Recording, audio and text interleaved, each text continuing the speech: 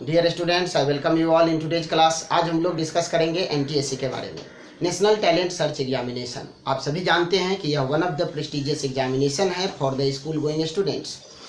याद रखेंगे कि इस फॉर्म को वही स्टूडेंट्स फिलअप कर पाते हैं जो क्लास 10th में किसी भी बोर्ड से, चाहे उनका कोई भी उनका स्कूल किसी भी बोर्ड से एफिलेटेड हो, वही बच्चे सिर्फ इस फॉर्म को फिलअप कर पाएंगे। दूसरा एक और भी क्वालिफिकेशन है कि उनका एज, उन स्टूडेंट का एज 18 वर्ष से कम होना चाहिए। खैर यह दोनों एक जनरल क्वालिफिकेशन है। आप यह दो क्वालिफिकेशन जब फुलफिल करते हैं तभी आप फॉर्म फिलअप करते हैं।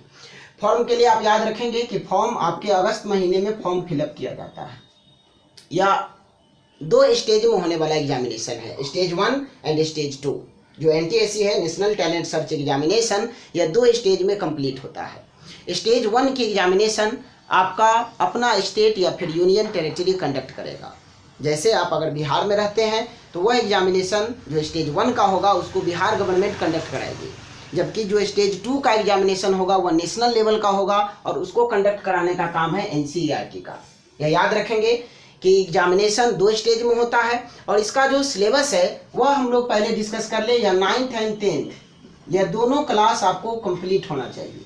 9th and 10th NCERT book से ही मोस्टली क्वेश्चन राइज होते हैं, हालांकि कुछ ट्विस्ट एंड टर्न होगा क्वेश्चन में, लेकिन सिलेबस जो है ऑलमोस्ट आप याद रखें कि 9th एंड 10th से पूछा जाता है।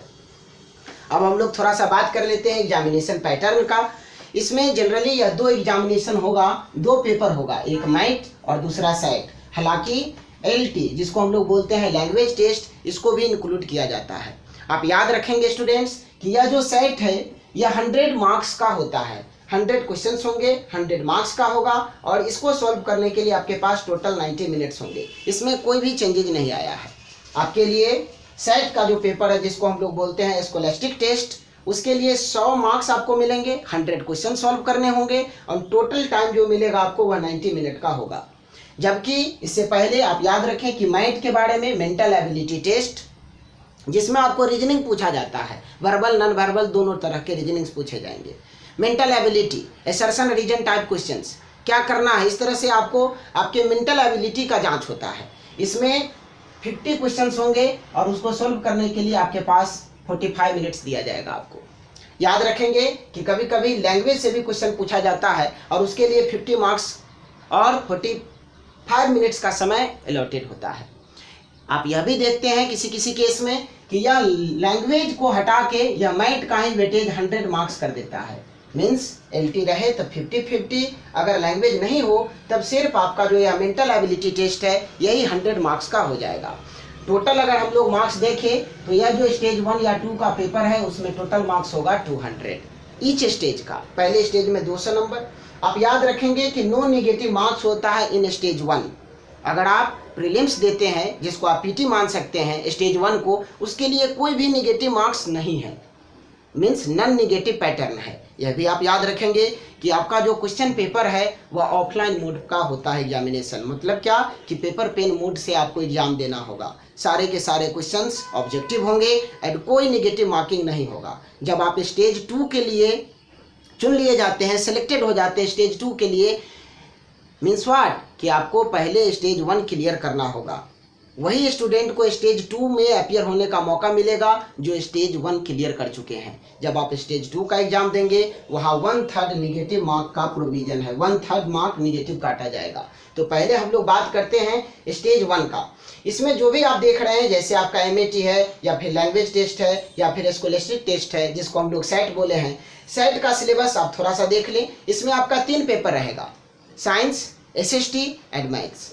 आपका साइंस और सोशल साइंस ईच 40 मार्क्स का होगा, एसएसटी भी 40 मार्क्स के एंड साइंस भी 40 मार्क्स के।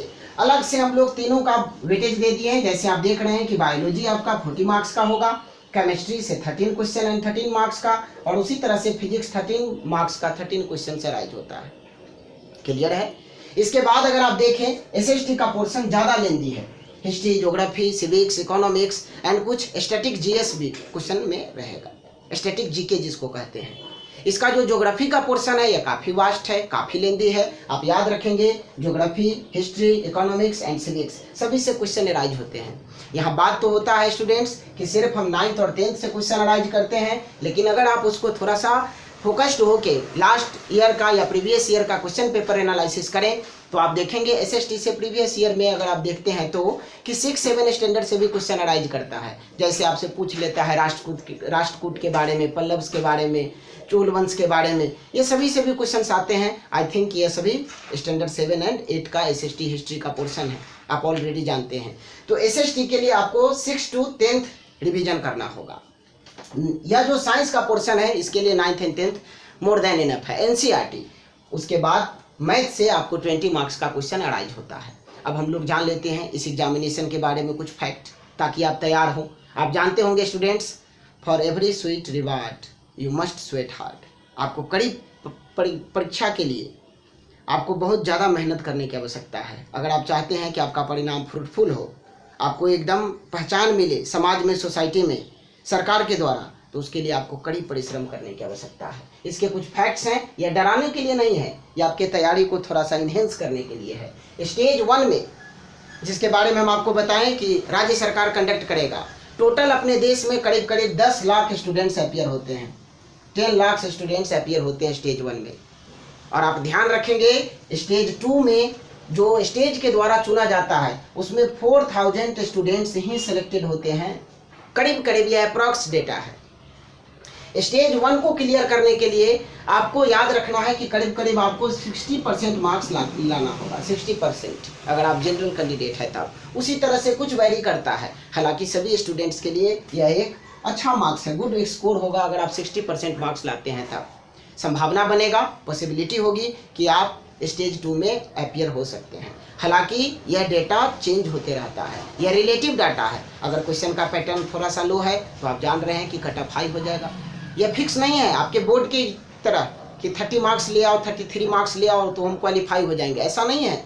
यह रिलेटिव डाटा है, चूँकि नंबर ऑफ स्टूडेंट्स जो है इसमें वो फिक्स है करीब करीब। तो आप याद रखेंगे करीब करीब 4000 स्टूडेंट्स अप्रॉक्स यह सेलेक्टेड होते हैं। और यह 4000 जो आप देख रहे हैं, इसके बाद आप याद रखेंगे कि फाइनली 1000 स्टूडेंट्स स्टेज 2 को भी क्लियर कर पाते हैं, जिनको हम लोग बोलते हैं NTSE स्कॉलर्स। NTSE स्कॉलर्स पर ईयर 1000 स्टूडेंट्स ही हो पाते हैं। अब हम लोग थोड़ा सा यह जान लें कि क्या फ़ायदा होगा हमको अगर हम NTSE क्वालिफाई कर लें तो हमको क्या मिलेगा।